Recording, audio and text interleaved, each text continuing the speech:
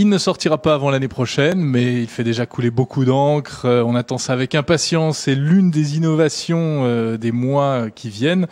La nouvelle version de Windows, Windows 7.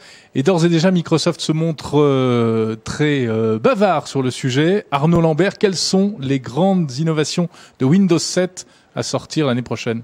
Alors effectivement, on va innover sur 3 axes principaux au niveau de Windows 7. Le premier axe est au niveau de la performance. Quelque part, les utilisateurs nous ont demandé de répondre à ce besoin de performance.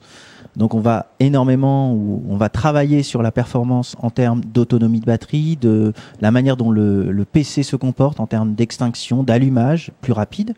Le deuxième axe sur lequel on travaille aujourd'hui, c'est l'ergonomie, la facilité, la manière dont on va naviguer dans le PC, les manières dont les fenêtres vont s'ouvrir plus facilement, quelque part aussi s'accrocher de manière un peu automatique au bord de l'écran. Et puis les nouvelles expériences, c'est aussi une demande du marché de leur apporter aujourd'hui, de faire de leur PC un centre multimédia plus fort, plus robuste, qui leur apporte des vraies nouvelles expériences, être capable de partager ses contenus plus facilement dans la maison. Donc quelque part, on va aussi répondre à ce besoin-là au travers de Windows 7. Alors justement, Arnaud Lambert, on doit vous la poser souvent cette question. Est-ce que Windows 7, qui va sortir dans les mois qui viennent, ne sera pas finalement ce qu'aurait dû être Windows Vista ?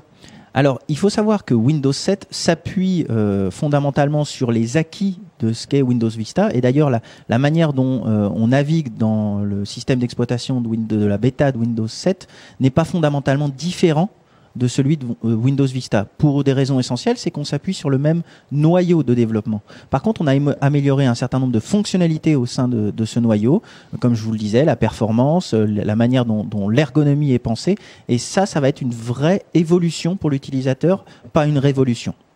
On a l'impression aussi que Microsoft, et Jérôme le disait tout à l'heure, accélère un petit peu la cadence concernant la communication de Windows. Cette bêta qui a été disponible pour tout le monde il y a quelques semaines, c'est une première pour Microsoft. Les bêtas étaient toujours fermées.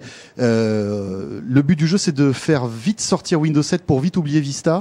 Alors en fait, notre démarche en termes de diffusion de la bêta, elle est un petit peu différente pour une raison simple, c'est qu'aujourd'hui les utilisateurs sont autant des utilisateurs grand public que des utilisateurs du monde entreprise.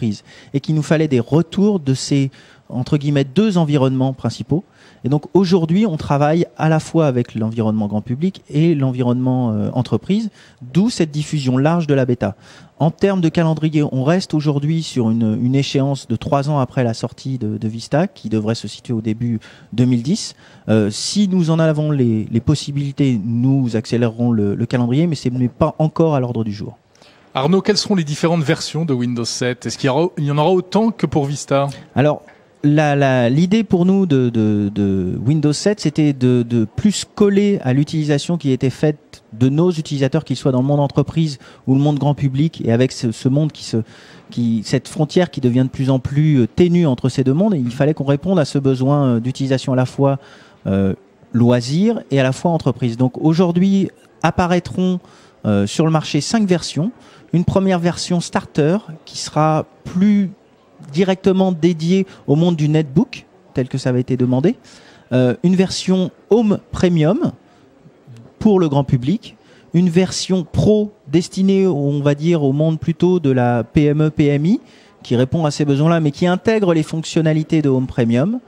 Puis une version entreprise dédiée pour les grandes entreprises et les déploiements larges, ainsi qu'une version Ultimate. Windows 7 tournera sur les netbooks, vous le confirmez, et il y aura une version spécifique pour les netbooks ? Alors aujourd'hui, le phénomène netbook est une réalité au niveau à la fois du marché grand public et commence à évoluer dans le marché entreprise.